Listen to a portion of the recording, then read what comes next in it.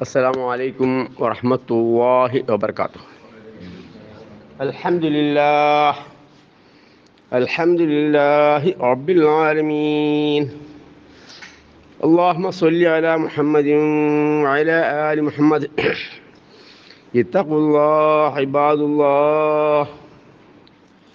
أعوذ بالله من الشيطان الرجيم. فمن أظلم ممن كذب على الله وكذب بالصدق إذ جاءه. ഇന്ന് തുടങ്ങുന്ന ആയത്ത് സൂറത്ത് സുമർ 32-ാമത്തെ വചനം. അല്ലാഹു തആല വ്യത്യസ്ത രൂപത്തിലൂടെ നമുക്ക് ദീൻ പഠിപ്പിച്ചു തരുകയാണ്. ചുരുക്കി പറയാം, ഈ ആയത്തിൻ്റെ സാരാർത്ഥം എന്ന് പറഞ്ഞ ശേഷം വിശദത്തിലേക്ക് ഇൻഷാ അല്ലാഹ് നമുക്ക് വരാം. അള്ളാഹ് ചോദിക്കുന്നു, ഫമൻ അദ്ലമു, അപ്പോൾ ആരാകുന്നു ഏറ്റവും വലിയ അക്രമി? മിമ്മൻ കദബ അലല്ലാഹ്, അള്ളാഹുവിൻ്റെ മേൽ കളവ് പറയുന്നതിനേക്കാൾ അക്രമി ആരാകുന്നു? അവൻ തന്നെയാണ് ഏറ്റവും അക്രമി. അള്ളാഹുവിൻ്റെ മേൽ കളവ് പറയുക എന്ന് പറയുന്നതാണല്ലോ ഏറ്റവും വലിയ അക്രമം. വകദബ ബിസ്സിദ്ഖി ഇദ് ജാഅഹു, മാത്രമല്ല വകദബ, അവർ കളവാക്കി, ബിസ്സിദ്ഖ്, സത്യത്തെ കളവാക്കി. പരിശുദ്ധ ഖുർആനും നബി സല്ലല്ലാഹു അലൈഹി വസല്ലമയെ ഒക്കെ കളവാക്കി. ഇത് ജാഅഹു, അവർക്കത് വന്നെത്തിയപ്പോൾ പ്രവാചകൻ സല്ലല്ലാഹു അലൈഹി വസല്ലമ വിശുദ്ധ ഖുർആൻ ഓതി കേൾപ്പിക്കുകയും തഫ്സീറായ നബിചര്യകൾ കേൾപ്പിക്കുകയും ചെയ്തപ്പോഴേ അവരെ കളവാക്കി, സ്വീകരിച്ചില്ല. അങ്ങനെയുള്ളവരെക്കാൾ അക്രമി ആരാണുള്ളത് എന്നാണ് ചോദിക്കുന്നത്. അലൈസ ഫീ ജഹന്നമ മസ്വൽ ലിൽ കാഫിരീൻ, അലൈസ, അല്ലയോ, ഫീ ജഹന്നമ, നരകത്തിൽ, മസ്വ, പാർപ്പിടം, ലിൽ കാഫിരീൻ, കാഫിരീങ്ങൾ പാർപ്പിടം നരകത്തിൽ അല്ലയോ എന്നാ ചോദിക്കുക. അതെ, നരകത്തിൽ തന്നെയാവുന്നു. സത്യനിഷേധികളായ പാർപ്പിടം നരകത്തിൽ തന്നെയാവുന്നു. അത് തന്നെയാണ് ഇതിനർത്ഥം. അപ്പം അതുകൊണ്ട് നാം മനസ്സിലാക്കേണ്ടത്, ദുൽമ ഇന്നലെ നമ്മൾ പറയുകയുണ്ടായി. സൂറത്ത് അൻആം ഓതിക്കൊണ്ടിരിക്കുമ്പോൾ ദുൽമിനെ സംബന്ധിച്ച് പറയുകയുണ്ടായി. ഇന്ന ശിർക ലദുൽമുൻ അളീം, സൂറത്തുൽ ലുഖ്മാനിൽ അങ്ങനെയാണ് പറഞ്ഞത്. ഷിർക്കാണ് ഏറ്റവും വലിയ അക്രമം. അപ്പോൾ അള്ളാഹുവിന് മേൽ കളവ് പറയാം എന്നുള്ളത് ആണ് ഏറ്റവും വലിയ അക്രമം. അള്ളാഹുവിൻ എന്താണ് കളവ്? ധാരാളം കളവുകളുണ്ട്. ഒന്ന് രണ്ട് കളവുകൾ മക്കയിലെ മുശ്രിക്കുകൾ പറഞ്ഞിരുന്ന കളവുകൾ നമുക്ക് ഒന്ന് വിശദീകരണം ചെയ്ത് നോക്കാം. വഅബ്ദുന മിൻ ദൂനില്ലാഹി മാ ലാ യദുർറുഹും വലാ യൻഫഉഹും വയഖൂലുന ഹൗലാഇ ശുഫാഉന ഇൻദല്ലാഹ്. ഇത് അള്ളാഹുവിൻ്റെ മേൽ അവർക്ക് പറയുന്ന കളവാണ്. സൂറത്ത് യൂനുസിലെ 18-ാമത്തെ വചനം നോക്കിയിട്ടുണ്ട്. ബാക്കിയും അവിടെ കാണും. അവർ ചെയ്തിരുന്നു, യാബുദൂന, അവർ ആരാധിച്ചിരുന്നു, മിൻ ദൂനില്ലാഹ്, അള്ളാഹുവിന് പുറമെ, മാ ലാ യദുർറുഹും വലാ യൻഫഉഹും, അവർക്ക് ഒരു ളുറ് ഉണ്ടാക്കുന്നതോ അല്ലെങ്കിൽ ഒരു ഗുണമോ ദോഷമോ ഉണ്ടാക്കുന്ന അല്ലാത്ത കാര്യം. ഈ ഹലോത്താണ് അവർ പലോത്ത് വിശ്വസിച്ചിരുന്നില്ല. അവരെന്തിനാണ് ഇത് ചെയ്തിരുന്നത്? അള്ളാഹു ഒഴികെയുള്ളവരോടൊക്കെ പ്രാർത്ഥിച്ചതിനായിരുന്നു കാര്യങ്ങൾ പറയുന്നത് ഖുർആൻ. വയഖൂലൂന, അവർ പറയും ചെയ്തു, മാ നഅ്ബുദുഹും ഇല്ലാ ലിയഖ്റബൂന, ഒരു ആയത്തിൽ അങ്ങനെ, വഅബ്ദുന മിൻ ദൂനില്ലാഹി മാ ലാ യദുർറുഹും വലാ യൻഫഉഹും വയഖൂലുന ഹൗലാഇ ശുഫാഅന ഇൻദല്ലാഹ്. സൂറത്ത് യൂനുസിൽ അങ്ങനെയാണ്. ഇക്കൂട്ടരൊക്കെ തന്നെ ഞങ്ങൾ അള്ളാഹുവിൻ്റെ അടുക്കലുള്ള ശുപാർശക്കാരാകുന്നു. അവർ വിശ്വാസം, അതായത് അവർ പരലോകത്ത് വിശ്വസിച്ചിരുന്നില്ല. പരലോകത്തല്ല ശുപാർശ. ഇഹലോകത്ത് അവർക്ക് എന്ത് ചെയ്യുന്നു? പല കാര്യങ്ങളും നേടിയെടുക്കാൻ വേണ്ടി ഉള്ള ശുപാർശക്കാരാണ്. അവർ അള്ളാഹുവിന് പുറമെ അവർ ആരാധിച്ചിരുന്നു ഒക്കെ തന്നെ. അവർ ബിംബങ്ങൾ ഉണ്ടാക്കുകയും എന്ത് ചെയ്യുന്നു? അവർ ആരാധിച്ചു പോന്നിരുന്നു.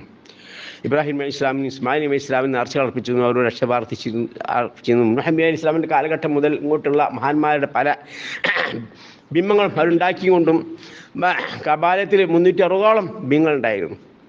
അതുകൂടാതെ കപ്പലിൽ സഞ്ചരിച്ചു കൊണ്ടിരിക്കുമ്പോൾ ബിംബങ്ങൾ ഉണ്ടാവില്ല. ബിംബങ്ങളില്ലാതെയും എന്ത് ചെയ്യുന്നു? ആ മഹാന്മാരൊക്കെ നേർച്ചകൾ അർപ്പിച്ചുകൊണ്ട് അവരെ രക്ഷ അഭ്യർത്ഥിച്ചുകൊണ്ട് കഴിഞ്ഞുകൂടിയിരുന്നവരായിരുന്നു ആര്?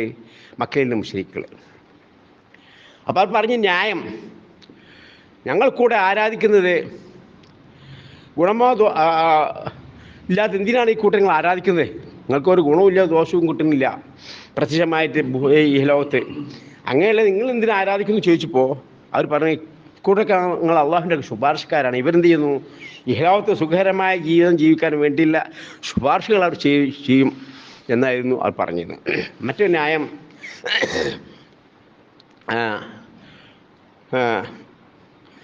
അള്ളാഹുവിനാണ് അലാ ലില്ലാഹി ദീനുൽ ഖാലിസ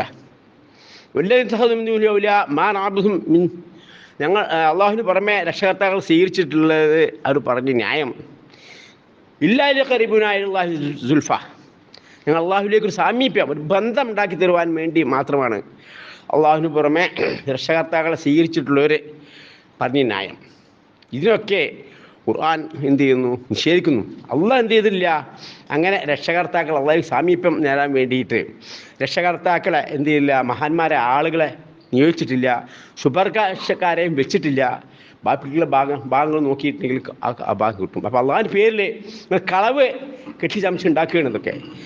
പൂർവീകന്മാർ ഞങ്ങൾ വാപ്പാപ്പന്മാർ അത് ചെയ്തു പോകുന്നു എന്നല്ലാതെ അള്ളാഹു താല എന്തല്ല, അള്ളാഹുവിനെ മാത്രം ആരാധിക്കുവാൻ വേണ്ടിയാണ് മനുഷ്യരെയും ജിന്നുകളെയും സൃഷ്ടിച്ചത് എന്നുള്ള കാര്യം എന്ത് ചെയ്യുന്നു?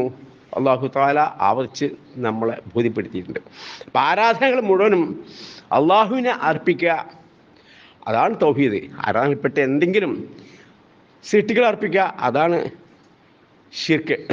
അപ്പോഴത്തെ ശിർക്കൻ പ്രവർത്തനങ്ങളൊന്നും തന്നെ എന്ത് ചെയ്തില്ല? അള്ളാഹു താല ആരെയും പഠിപ്പിച്ചില്ല. കളവ് ഉണ്ടാക്കി പറയുകയാണ്. ധാരാളം ശിർക്കൻ പ്രവർത്തനങ്ങളുണ്ട്, അതൊക്കെ വിശദീകരിക്കാൻ സമയം കുറേ എടുക്കും. അതുകൊണ്ട് അല്പസ്വല്പമായി മാത്രമാണ് ഞാൻ ഈ കാര്യത്തിലേക്ക് നിങ്ങളെ ശ്രദ്ധ ക്ഷണിക്കുന്നത്. അതൊക്കെ അങ്ങനെ കാര്യങ്ങളൊന്നും തന്നെ അള്ളാഹു താല എന്ത് ചെയ്തില്ല? പഠിപ്പിച്ചു തന്നില്ല. അതൊക്കെ നിങ്ങൾ എന്ത് ചെയ്യുന്നു? അള്ളാഹിൻ്റെ പേരിൽ കളവ് ചമച്ചുണ്ടാക്കുകയാവുന്നു. നിങ്ങൾ ശിർക്ക് ചെയ്യുന്നതിൽ നിന്നും അള്ളാഹു താല എന്ത് ചെയ്യുന്നു? പരിശുദ്ധനാവുന്നു ഇന്ന് മറ്റുള്ള വചനങ്ങളിലൂടെ നമുക്ക് കാണാം. അതുകൊണ്ട് തന്നെ ഇത്തരം കാര്യങ്ങൾ ഇതാണ് മുഖ്യമായും ഖുർആൻ എന്ത് ചെയ്യുന്നത്? നമുക്ക് പഠിപ്പിച്ചു തരുന്നത്. വളരെ വിശദമായി ഘട്ടം ഘട്ടമായി നമുക്ക് എന്ത് ചെയ്യണം? ഈ കാര്യങ്ങൾ പഠിക്കണം. ഇത്തരത്തിലുള്ള ആയത്തുകൾ എന്ത് ചെയ്യണം? നമ്മൾ പഠിക്കുക, മനസ്സിലാക്കുക. എന്തിനു വേണ്ടിയിട്ട്? മറ്റുള്ളവർക്ക് കൂടി നമ്മൾ പഠിപ്പിച്ചു കൊടുക്കണം. അതാണ് നമ്മൾ പ്രധാനം. നമ്മൾ പഠിക്കലുമായി മറ്റുള്ളവർക്ക് പഠിപ്പിച്ചു കൊടുക്കുകയായി. നമ്മൾ ഖുർആൻ പഠിക്കുമ്പോൾ ആശയം എന്ത് ചെയ്യണം? നമ്മൾ ആദ്യം പാരായണം ചെയ്യാൻ പഠിക്കുന്നു, പിന്നീട് ആശയം പഠിക്കുന്നു, പിന്നീട് എന്ത് ചെയ്യുന്നു? മറ്റുള്ളവർക്ക് നമ്മൾ സന്ദർഭം പഠിപ്പിച്ചും കൊടുക്കണം. അപ്പോഴാണ് നമുക്ക് എന്ത് ചെയ്യുന്നത്? നമ്മൾ ഇക്കാര്യം ഖുർആൻ പഠിക്കുന്നവരെ കൂടുതൽ ഉൾപ്പെടുക. അത് അർത്ഥം അറിയാത്ത നിലയ്ക്ക് നമ്മൾ പാരായണം ചെയ്ത് കഴിഞ്ഞിട്ടുണ്ടെങ്കിൽ എന്താണ് ഈ പറയുന്നത് ഒരു ബോധം നമുക്കുണ്ടാവില്ല. അപ്പോൾ അള്ളാഹുവിനെ പറ്റി ഓർമ്മകളോ ചിന്തകളോ ഒന്നും നമുക്കുണ്ടാവില്ല. അതുകൊണ്ട് തന്നെ നമ്മളെന്ത് വേണം? വിശുദ്ധ ഖുർആൻ അർത്ഥത്തോട് വായിച്ച് പഠിക്കണം. കുറേശ്ശെയൊക്കെ നമ്മളെന്ത് ചെയ്യണം? ബൈഹാർട്ടാക്കാൻ പറ്റാവുന്ന ബൈഹാർട്ടാക്കണം, എഴുതി വെക്കണം. മറ്റുള്ളവർക്ക് പഠിപ്പിച്ചു കൊടുക്കാൻ വേണം. അത് നമ്മുടെ ധർമ്മമാണ്. അങ്ങനെ എന്താണ് തൗഹീദ്, എന്താണ് ശിർക്ക് മനസ്സിലാക്കിക്കൊണ്ട് തൗഹീദിന് വിട്ടുനിന്ന് തൗഹീദ് സ്വീകരിച്ചുകൊണ്ട് ശിർക്കിൽ നിന്ന് വിട്ടു നിന്നുകൊണ്ട് തഖ്വയുള്ളവരായി ജീവിക്കാൻ അള്ളാഹു നമുക്ക് തൗഫീഖ് മാറട്ടെ. ഒരു ഹദീസും കൂടി അനുബന്ധമായ ഒരു ഹദീസും കൂടി പറഞ്ഞുകൊണ്ട് നമുക്ക് അവസാനിപ്പിക്കാം. റസൂലുള്ളാഹി സ്വല്ലല്ലാഹു അലൈഹി വസല്ലം ഇന്ന കദിബൻ അലയ്യ ലൈസ കദിബിൻ അലാ അഹദിൻ. നബി സ്വല്ലല്ലാഹു അലൈഹി പറയുകയുണ്ടായി, എൻ്റെ പേര് കളവ് പറയാം. അപ്പോൾ അള്ളാഹുവിൻ്റെ പേര് കളവ് പറഞ്ഞ കാര്യമാണ് ഇപ്പോൾ നമ്മൾ സംസാരിച്ചത്. അത് വലിയ അക്രമമാണ് എന്ന് നമ്മൾ പറഞ്ഞുവല്ലോ. അതിലും വലിയ അക്രമം വേറൊന്നുമില്ല. നബി സ്വല്ലല്ലാഹു അലൈഹി വസല്ലം പറയുന്നു, ഇന്ന കദിബൻ അലയ്യ ലൈസ കദിബിൻ അലാ അഹദിൻ. എൻ്റെ പേരിൽ കളവ് പറയുക എന്നുള്ളത് മറ്റൊരാളുടെ പേരിൽ കളവ് പറയുന്നത് പോലെയല്ല. ഫമൻ കദബ അലയ്യ മുതഅമ്മിദൻ, വല്ലവനും എൻ്റെ പേരിൽ കരുതി കൂട്ടി കളവ് പറഞ്ഞാൽ ഫൽയതബവ്വഹ് മഖാദുഹു മിനന്നാർ, അവൻ്റെ വാസസ്ഥലം അത് നരകത്തിൽ ഒരുക്കിക്കൊള്ളട്ടെ എന്നുള്ളതാണ് ചുരുക്കം. അപ്പോൾ നബി സല്ലല്ലാഹു അലൈഹി വസല്ലമയുടെ പേര് കളവ് പറഞ്ഞിട്ടുണ്ടെങ്കിൽ ഹദീസുകളൊക്കെ കള്ള ഹദീസ് ധാരാളമുണ്ടല്ലോ. 1,00,000-ഓളം ഹദീസുകൾ എന്ത് ചെയ്തു? ബുഖാരി ഇമാം ശേഖരിക്കുകയുണ്ടായി. ചരിത്രം നമുക്ക് കാണാം. അതിന് ആകറായിട്ട് ചൊല്ലാൻ ഹദീസുകളാണ് സ്വഹീഹായിട്ട് മൂപ്പർ എന്ത് ചെയ്ത്, മൂപ്പർക്ക് ബാക്കി 94,000 അല്ലെങ്കിൽ 93,000 ചില്ലാൻ ഹദീസുകളും വേറെ മറ്റൊരു ഗ്രന്ഥത്തിൽ അദ്ദേഹം രേഖപ്പെടുത്തി വെച്ചിരിക്കുകയാണ്.